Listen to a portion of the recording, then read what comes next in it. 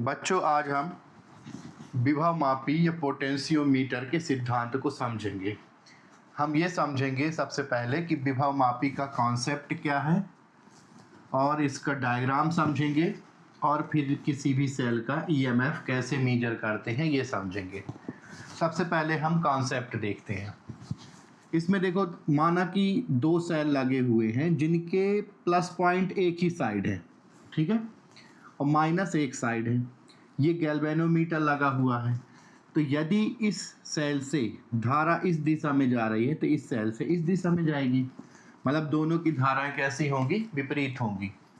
अब यदि कोई भी सेल, माना कि ये 10 वोल्ट का है और ये 8 वोल्ट का है सेल, तो ज़्यादा शक्तिशाली ये हुआ। इसका मतलब जो नेट धारा होगी वो इस साइड प्रवाहित होगी, इस सेल के कारण 2 वोल्ट नेट विभवांतर होगा इसका।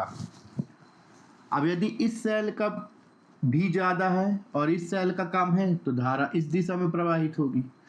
तो कुल मिला के यदि दोनों सेल के वोल्टेज अलग अलग हैं तो जिसका ज़्यादा होगा उसकी शक्ति ज़्यादा होगी और उसी के कारण धारा जो है, नेट धारा, उस दिशा में प्रवाहित होगी। अब यदि दोनों सेल के वोल्टेज 8 वोल्ट हो जाए तो दोनों सेल की शक्ति बराबर हो जाएगी। तो ना तो इस दिशा में धारा प्रवाहित होगी ना तो इस दिशा में धारा प्रवाहित होगी। यहाँ पर लगा रखा है गैल्वेनोमीटर। तो जब किसी भी दिशा में धारा प्रवाहित नहीं होगी तो गैल्वेनोमीटर में विक्षेप कितना हो जाएगा? 0 हो जाएगा, है ना। और जब गैल्वेनोमीटर में विक्षेप 0 हो जाएगा, इसका मतलब ना तो इस सेल से धारा प्रवाहित हो रही है ना तो इस सेल से धारा प्रवाहित हो रही है। ये कहलाता है कॉन्सेप्ट। हम इसी का यूज करेंगे आगे। अब हम देखते हैं इसका डायग्राम। तो विभव मापी में बहुत लंबी तार ली जाती है, इस तरह करके, फिर एक पट्टी लगाई जाती, फिर इस तरह करके, फिर एक पट्टी यहाँ लगाई जाएगी, फिर इस तरह करके बहुत लंबी तार, लगभग 4 मीटर या 10 मीटर लंबी तार ली जाती है, जिसका एक सिरा ए कहलाता है, दूसरा सिरा बी कहलाता है। हम इस पूरे 10 मीटर लंबी तार को हमने इस प्रकार से ये बना दिया। माना कि ये तार की लंबाई कितनी है? L है, कैपिटल L। इसमें प्राथमिक परिपथ सबसे पहले हम बनाते हैं। तो तार के एक सिरे A से हमने बैटरी का प्लस पॉइंट मान लो जोड़ दिया और दूसरे सिरे माइनस बैटरी के इसके B पॉइंट को हमने जोड़ दिया। ये हमने परिवर्ती प्रतिरोध लगाया हुआ है ना। तो ये पूरा जो सिस्टम है यहाँ का, ये कहलाता है प्राथमिक परिपथ विभव मापी का। जिस सेल का विद्युत वाहक बल मापना है तो हम उस सेल का प्लस पॉइंट भी उसी पॉइंट पे लगाएंगे जिस पॉइंट पे बैटरी का प्लस पॉइंट लगा हुआ है। उल्टा नहीं करेंगे। मतलब ए पॉइंट पर यदि बैटरी का प्लस लगा हुआ है तो हम इस अपने मापने वाले सेल का भी प्लस यहीं पे लगाएंगे। दूसरी तरफ हमने लगा दिया गैल्वेनोमीटर। अब केवल हम इसकी बात करें, इसकी, तो अभी हम इसकी बात करें यदि, तो प्लस पॉइंट के कारण यहाँ पे कुछ विभव होगा।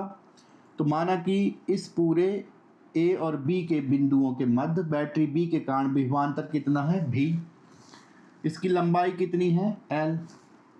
तो यदि हम V/L कर देते हैं तो क्या आ जाएगा? एकांक लंबाई पर विभव कितना है। जैसे जैसे हम A से B की ओर बढ़ते जाएंगे तो विभव क्या होता जाएगा? कम, क्योंकि बैटरी का माइनस सिरा यहाँ लगा है और प्लस यहाँ लगा हुआ है।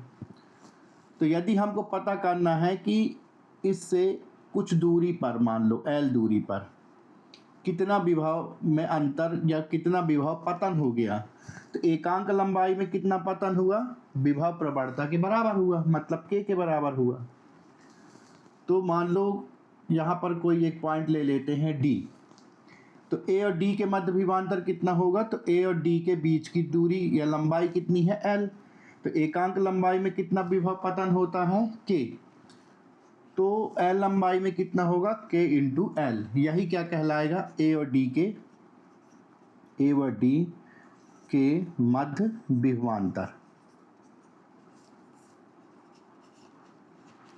ये कहलाएगा। मतलब हमको वो लंबाई, कोई भी लंबाई हो, हम A बिंदु और उस पॉइंट पर जितनी की हमने लंबाई लिया हुआ है हम विभवांतर ज्ञात कर सकते हैं, ठीक है। तो इसको बोलते हैं हम विभव प्रवणता। अब हम इससे सेल का विद्युत वाहक बल ज्ञात करते हैं। यहाँ पे देखते हैं अब हम ये प्राथमिक परिपथ पूरा बनाया हमने। माना कि ये जो बैटरी है इसका वोल्टेज 100 वोल्ट है, तो यहाँ पे ए पॉइंट पर बैटरी बी के कारण कितना वोल्टेज है 100, और यहाँ पे मान लेते हैं 0 वोल्ट है बी बिंदु पर। तो ए और बी के मध्य विभवांतर कितना हुआ 100 वोल्ट का विभवांतर हुआ। माना कि हमने जो बैटरी जिसका ईएमएफ मापना है ना, ईएमएफ क्या कहलाता है, सेल से जब धारा ना ली जा रही हो तो सेल के इलेक्ट्रोड के मध्य जो विभवांतर होता है, सेल से धारा नहीं लेना है, तो जैसे ही हम सेल से धारा लेते हैं तो वो फिर ईएमएफ नहीं बचता, वो फिर टर्मिनल वोल्टता हो जाती है, या विभवांतर हम उसको बोल देते हैं। तो ईएमएफ क्या है, जब सेल से धारा ना ली जा रही हो तब। तो यहाँ पर ईएमएफ क्या है, जब सेल से धारा ना ली जा रही हो तो उसके इलेक्ट्रोडों के मध्य जो विभव होगा वही उसका क्या कहलाएगा, ईएमएफ कहलाएगा। और विभव मापी इसी सिद्धांत पर कार्य करता है। सबसे पहला, माना कि इस सेल का विद्युत वाहक बल कितना है 8 वोल्ट। ठीक है, ये 8 वोल्ट मापना है हमको। ध्यान रखना कि जब ये बैटरी बी के कारण जहाँ भी हम ये गैल्वेनोमीटर लगाएंगे, इस पॉइंट पर, इस पॉइंट पर, इस पॉइंट पर, या किसी भी पॉइंट पर, तो वो बैटरी बी की तरह काम करने लगेगी। मतलब इसको आप बैटरी समझना है। यहाँ पे जो भी हम यहाँ पे जहाँ भी अपनी चौकी लगाएंगे, मतलब इसको टच करेंगे तार में कहीं भी। माना कि हमने यहाँ पर टच किया और यहाँ का विभव है कितना 95 तक घटा, तो 100 और 95 के मध्य कितना अंतर हुआ 5 वोल्ट का। तो बैटरी बी के कारण धारा की दिशा ये रहेगी, ई के कारण धारा की दिशा ये रहेगी। चूंकि इनके मध्य जो विभवांतर है अभी इस सेल के ईएमएफ से कम है, इसीलिए धारा की दिशा इस दिशा में जाएगी, मतलब इस वाले ई के कारण इस तरह प्रवाहित होगी, और ऐसे करके ये एक तरफ विक्षेप आएगा गैल्वेनोमीटर में। ठीक है, यहाँ हो गया। अब हम मानते हैं कि यहाँ पर 80 वोल्ट, 80 घटते घटते ये वोल्टेज कितना हो जाता है 80 हो जाता है। मतलब 100 और यहाँ पर इस बिंदु के बीच, इसको डबल डैश मान लेते हैं, तो यहाँ पर जो वोल्टेज है वो कितना है 20 वोल्ट। तो सेल का कितना वोल्टेज है ईएमएफ 8 वोल्ट है माना कि। तो धारा की दिशा क्या होगी, धारा की दिशा अब ये चूंकि ज़्यादा है तो ये बी से बैटरी से धारा इस दिशा में प्रवाहित होने लगेगी, क्योंकि सेल का ईएमएफ इससे कम हो गया। तो ये पूरा प्रवाहित होते हुए इस तरह प्रवाहित होने लगेगी धारा। तो मतलब गैल्वेनोमीटर में दूसरी दिशा में विक्षेप आएगा। तो इन दोनों के बीच में कहीं एक ऐसा पॉइंट होगा जहां पर कि उस बिंदु पर यदि हम चौकी को रखते हैं तो उन बिंदुओं ए और उन बिंदुओं के बीच में जो विभवांतर होगा वो सेल के जस्ट ईएमएफ के बराबर होगा। माना कि हमने उसको डी पर रख दिया, ठीक है, और यहाँ पर वोल्टेज कितना है 92, घटते घटते 92। तो 92 में से 100 घटाएंगे, यानी ए और डी के मध्य विभवांतर कितना होगा, अंतर 8 वोल्ट का अंतर होगा। तो ए और डी के मध्य विभवांतर मतलब बैटरी बी के इसके कारण पूरा, ठीक है, और ई के कारण जो इस बिंदु पर ई का कितना वोल्टेज है ईएमएफ 8 वोल्ट है। तो ये जो विभवांतर है ए और डी के मध्य 8 वोल्ट, वो सेल के 8 वोल्ट के बराबर हो गया। मतलब ना तो इस दिशा में धारा प्रवाहित होगी ना तो इस दिशा में धारा प्रवाहित होगी। मतलब जब दोनों दिशा में धारा प्रवाहित नहीं होगी तो हम कह सकते हैं कि जो ए और डी के मध्य जो विभवांतर है वो सेल के ईएमएफ के बराबर होगा।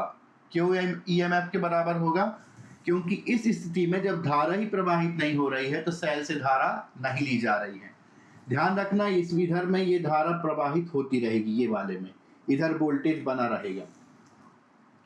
ये प्राथमिक परिपथ कहलाता है। हम द्वितीयक परिपथ की बात कर रहे हैं, ये वाला परिपथ है ना। तो ए और डी के मध्य हम क्या माप लेंगे, विभवांतर माप लेंगे। तो मान लो सेल का अपन को ईएमएफ नहीं पता है, किसी पॉइंट पर हमने रखा और वहां पर विक्षेप कितनी हो गई, शून्य विक्षेप की स्थिति हो गई।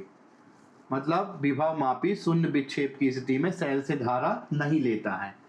तब हम जो भी हमारी विभव प्रवणता होगी उसमें हम गुणा कर देंगे जितनी लंबाई पर हमने क्या प्राप्त किया था, शून्य विक्षेप की स्थिति प्राप्त की थी। तो माना कि इसकी लंबाई यहां से कितनी है, L, तो ये हो गया। और यही क्या कहलाएगा, सेल का EMF कहलाएगा। तो इस तरीके से हम विभव मापी द्वारा सेल का EMF ज्ञात कर सकते हैं। अब ये जो सेल का 100 वोल्ट हमने कहा था ना, तो सेल का 100 वोल्ट मतलब ये इधर 100 हो गया, यहाँ 0 मान लिया। लेकिन यदि यहाँ पे कोई प्रतिरोध लगाया जाएगा तो इसका वोल्टेज जो है ड्रॉप हो जाएगा, मतलब यहाँ पे वोल्टेज कम हो जाएगा। उसको हम अगली वीडियो में देखेंगे। धन्यवाद।